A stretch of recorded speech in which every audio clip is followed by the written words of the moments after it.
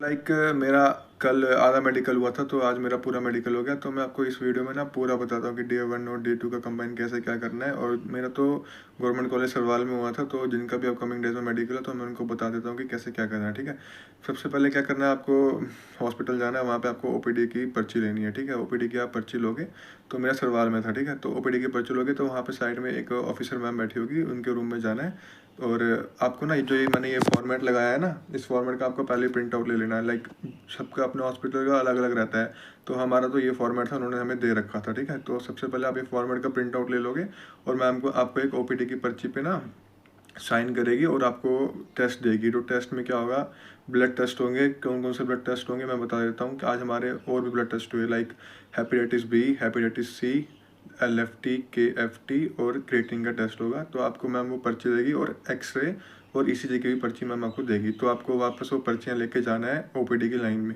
OPD की line में जाओगे तो आपको वहाँ पे वापस पेमेंट करवानी है, वहाँ पे इन सब की पेमेंट करवानी है।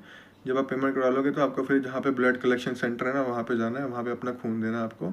उसके बाद आपको, जब आप अपना ब्लड दे दोगे उसके बाद आपको जाना है एक्सरे रूम में। ठीक है, तो एक्सरे रूम में आपका वो चेस्ट का एक्सरे उठाएंगे। जब चेस्ट का एक्सरे उठ जाएगा उसके बाद आपको जाना है ECG रूम में, वहाँ पे आपका ECG भी हो जाएगा। ठीक है, तो ये सब तो हो जाएगा। तो उसके बाद फिर आपको जाना है आइज़ के डॉक्टर के पास। वहाँ पे आपको पूछना है कि कहाँ पे आंखों का डॉक्टर कौन से रूम में बैठता है, उस रूम में जाना है। तो हमारा आज क्या हुआ, लाइक जैसे मैं अपना मेडिकल देने गया तो उन्होंने क्या कहा कि अंदर गया मैं, तो नॉर्मली जो चार्ट होता है ना, वो AOX जो भी लिखा होता है वो चार्ट था। तो उन्होंने दो दो या तीन तीन वर्ड्स पढ़वाए हमें, लाइक जिसको थोड़ा सा दिक्कत भी होगी ना वो भी पास हो जाएगा। कोई इतना स्ट्रिक्टली नहीं पढ़वा रहे हैं, मतलब कि नीचे वाली लाइन तो पढ़वाई नहीं, खाली ऊपर की लाइन पढ़वाई उन्होंने। ठीक है, वो हो गया। उसके बाद फिर कलर ब्लाइंडनेस की बुक थी, उसके 2 या 3 पन्ने उन्होंने बोले होंगे रीड करने के लिए। उसके बाद उन्होंने एक दूसरे रूम में भेजा, तो वहाँ पे मैम बैठी हुई थी। तो उन्होंने आइज़ में बस ऐसे टॉर्च मार के देखा और लिख दिया उस पर कि हाँ ये फिट है।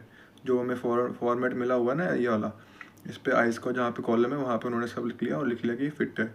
तो ऐसे आइज़ का हो गया हमारा। ठीक है, तो फिर मैं ENT में गया, तो ENT में अंदर गया तो उन्होंने कहा कि अपना मुंह ओपन करो। तो नॉर्मली 1 या 2 सेकंड मुंह ओपन किया होगा, उन्होंने टॉर्च मारी अंदर, बोला कि हाँ ठीक है। फिर उन्होंने कहा कि अपने, मतलब कि उन्होंने नोज़ भी चेक की। नोज़ कैसे चेक करते हैं, वो ऐसे ऐसे ऊपर चेक करते हैं कि ऐसे करो, और अंदर से मतलब कि टॉर्च मारते हैं। और 1 सेकंड वो भी देखा होगा उन्होंने। उसके बाद फिर उन्होंने कान में अपनी मशीन से पर्दा चेक करने के लिए देखा, वो सब हुआ, नॉर्मली हुआ। ठीक है, तो वो भी फिट हो गया। तो उन्होंने उस पर फॉर्मेट पर लिख लिया कि हाँ ENT के वहाँ पे कि हाँ ये फिट है, और अपने साइन कर लिए उन्होंने वहाँ पे। ठीक है, तो ऐसे ENT का भी हो गया। फिर बारी आती है ऑर्थो की। तो मैं ऑर्थो के वहाँ पे गया, तो उन्होंने कहा कि अपने हाथों से अपने ये फीट चेक ये टच करो। वो मैंने टच करे और उन्होंने कहा कि एक नीचे बैठो। नॉर्मली नीचे बैठा और उन्होंने खड़ा किया और बोलते कि अपने हाथों को हवा में रखो, ऊपर की तरफ करो।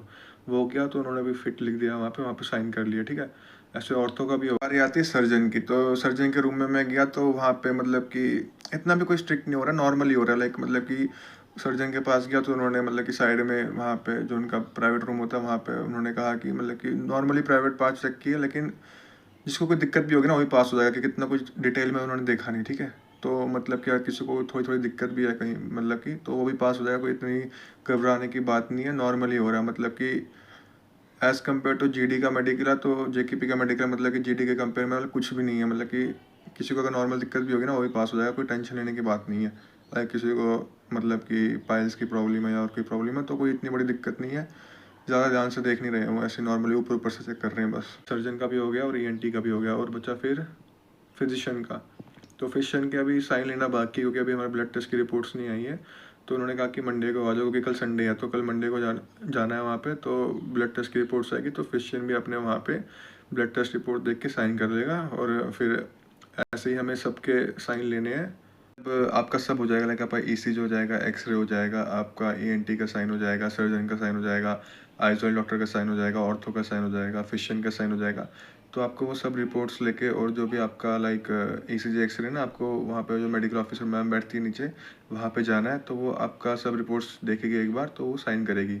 जब वो साइन कर लेगी तो फिर वो आपका जो भी वो फॉर्मेट में जो आपने वो भरा हुआ है ना सारा, वो आगे वो सुप्रीटेंडेंट को दे देगी। तो वो भी अपना सर साइन कर लेंगे वहाँ पे। उसके बाद सुनने में आ रहा है लाइक कि वो एक फ़ोटोकॉपी अपने पास रखेंगे और ओरिजिनल आपको दे देंगे।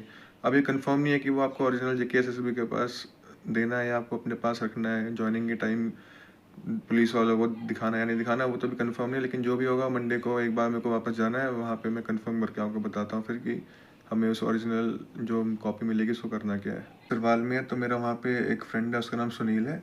तो जिसको भी कोई हेल्प चाहिए होगी ना गवर्नमेंट हॉस्पिटल सरवाल में, लाइक ओपीडी की लाइन में, क्योंकि लंबी लंबी लाइन होती है वहाँ पे ओपीडी की, तो मैं उनकी कमेंट में आईडी मेंशन कर लेता हूँ, तो आप उनसे बात कर लो, वो आपकी हेल्प कर लेंगे वहाँ पे मेडिकल में।